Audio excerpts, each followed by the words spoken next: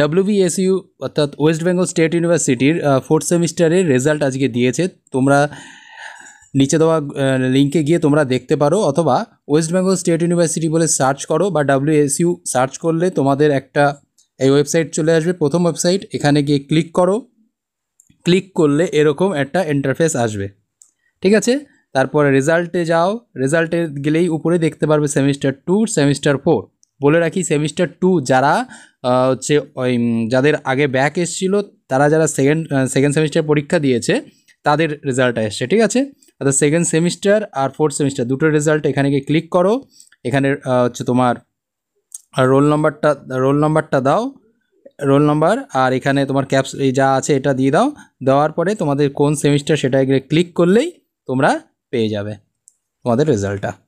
যদি কোথাও বুঝতে অসুবিধা হয় তাহলে অবশ্যই কমেন্ট করে জানাতে পারো, আর তোমাদের রেজাল্টটা কেমন হয়েছে সেটা অবশ্যই কমেন্ট করে জানাবে।